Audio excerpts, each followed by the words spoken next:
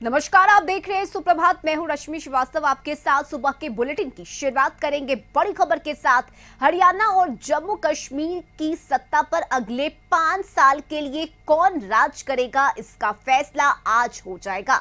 दोनों ही जगह वोटों की गिनती सुबह 8 बजे से शुरू होगी और इसे लेकर सुरक्षा व्यवस्था समेत सभी तैयारी पूरी कर ली गई है। हरियाणा और जम्मू कश्मीर यानी दोनों ही जगह 90 विधानसभा सीटों के लिए मतदान हुआ था। जम्मू कश्मीर में 3 फेज 18 सितंबर, 25 सितंबर और 1 अक्टूबर को वोटिंग हुई थी, तो वहीं हरियाणा में सिर्फ 1 फेज यानी कि 5 अक्टूबर को मतदान हुआ था। हरियाणा में जहां पिछले 10 साल से बीजेपी की सरकार थी, तो वहीं जम्मू कश्मीर में 10 साल बाद विधानसभा चुनाव हुए हैं। सबसे पहले डाक मतपत्रों की गिनती की जाएगी, उसके 30 मिनट बाद ईवीएम की गिनती शुरू होगी।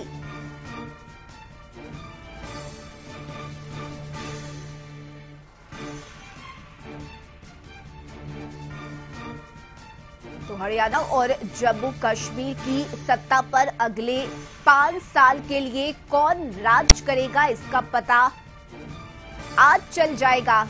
बता दें कि बीजेपी और कांग्रेस दोनों ही तरफ से जीत के दावे किए जा रहे हैं।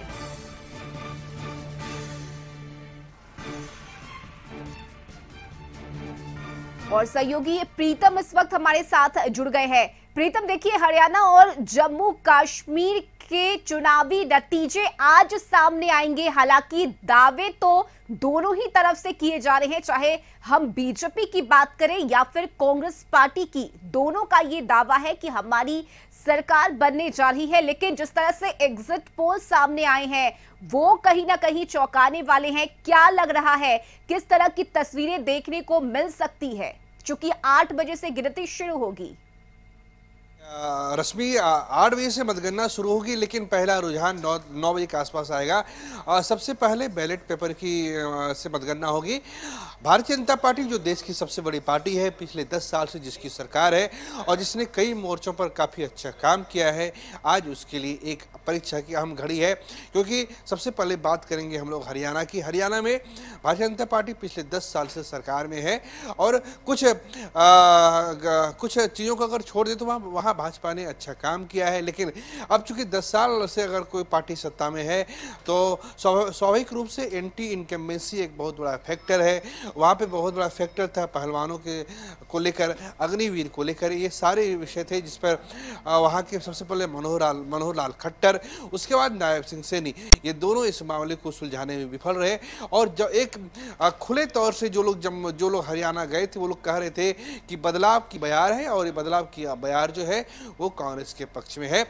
अब कांग्रेस को कितने सीटें आती है ये देखने बड़ी बात है। कि सबसे बड़ी बात यह है कि एग्जिट पोल के नतीजे सही हो जाए, ये कभी संभव नहीं हो सकता है। कई मौकों पे एग्जिट पोल के नतीजे गलत भी रहे हैं। हमें वेट करना पड़ेगा कि हरियाणा चुनाव का परिणाम क्या आता है। लेकिन अब ये है कि उसका बिहार पे असर क्या पड़ेगा, क्योंकि बिहार में भारतीय जनता पार्टी जदयू के साथ सरकार चला रही है, तो एक मनोवैज्ञानिक दबाव तो पड़ेगा ही। चूंकि भारतीय जनता पार्टी से लोग पूछेंगे कि आपकी सरकार तो हरियाणा में जा रही है, तो एक सवाल पूछा जाएगा भारतीय जनता पार्टी से।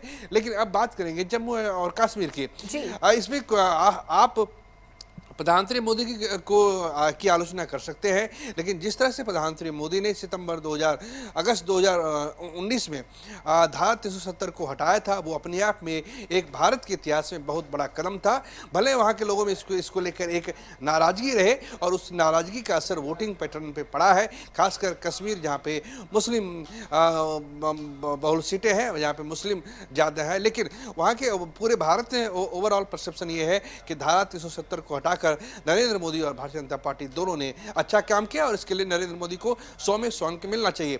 लेकिन चूंकि जम्मू कश्मीर में वहां पे नेशनल कॉन्फ्रेंस और कांग्रेस का एक बहुत बढ़िया गठबंधन सामने आया है, तो उसका असर ये है कि न केवल कश्मीर में बल्कि जो हिंदू डोमिनेटिंग इलाके हैं जम्मू, वहां भी कांग्रेस। प्रीतम, और देखिए इस बार जम्मू कश्मीर से बेहद ही खूबसूरत तस्वीरें भी वोटिंग के दौरान देखने को मिली, जब खासकर महिलाएं जब वोट वोट करने के लिए जा रही थी, मतदान के लिए जा रही थी, तो वे काफी खुश थी। और इस बार जम्मू कश्मीर में जो वोटिंग परसेंटेज आया है वो भी काबिले तारीफ है। लोगों को अपने मत का, अपने अधिकार का इस्तेमाल करने का मौका मिला जम्मू कश्मीर में इस बार।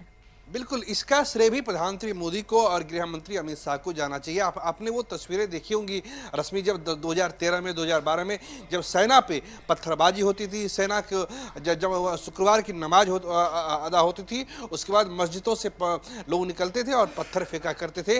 वो घटनाएं भी हम लोगों ने देखी है। लेकिन जब से नरेंद्र मोदी देश के प्रधानमंत्री बने, उन्होंने जम्मू कश्मीर के मसले को गंभीरता से लिया और वहाँ पे काफ़ी उन्होंने काम किया, जिसका असर है कि वोटिंग पैटर्न पे उसका असर पड़ा। महिलाएं घर से बाहर निकली। बीजेपी जम्मू कश्मीर जीते या हारे वो एक अलग चीज है, लेकिन बीजेपी ने जम्मू कश्मीर से धारा 370 हटा के एक शानदार काम किया है। और भारतीय जनता पार्टी को और संभावनाओं पर भी चर्चा करनी होगी, क्योंकि हरियाणा में पिछले 10 साल से बीजेपी की सरकार है। अगर तीसरी बार भी बीजेपी की सरकार बनती है तो जाहिर सी बात है बिहार पर इसका असर पड़ेगा। जम्मू कश्मीर की अगर हम बात करें तो वहां से अगर बीजेपी को बढ़त मिलती है, बीजेपी की सरकार बनती है, तो ये कहीं ना कहीं आगामी बिहार में होने वाले विधानसभा चुनाव पर इसका खासा असर देखने को मिल सकता है।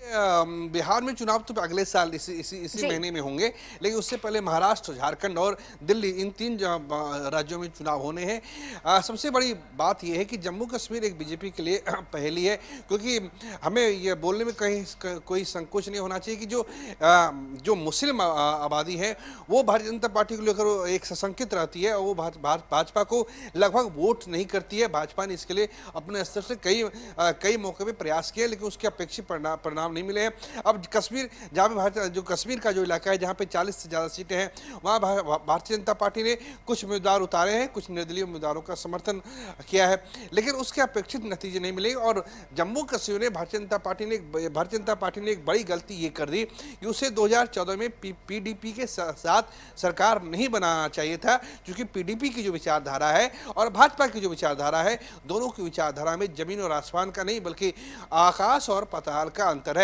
जब पीडीपी के साथ मुफ्ती मोहम्मद सईद के साथ भाजपा ने सरकार बनाई तो वहाँ हार्ड कोर जो भाजपा के वोटर है, जो कहीं न कहीं जम्मू कश्मीर में पीड़ित रहे हैं, जो हिंदू वोटर है जो भाजपा जो पीड़ित रहे हैं, उनके बीच अच्छा संदेश नहीं गया और उसका भी आपको रिफ्लेक्शन दिखेगा। अब बिहार में असर क्या पड़ेगा?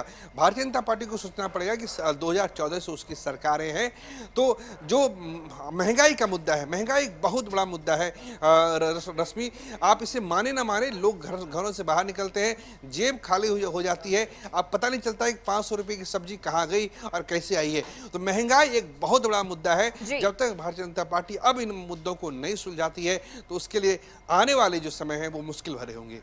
बिल्कुल प्रीतम, महंगाई का मुद्दा हो या फिर बेरोजगारी का मुद्दा हो, बिहार में इन मुद्दों को राजनीतिक पार्टियों की तरफ से जोर शोर से हमेशा से ही उठाया जाता रहा है। बहुत शुक्रिया प्रीतम आपका तमाम जानकारी के लिए।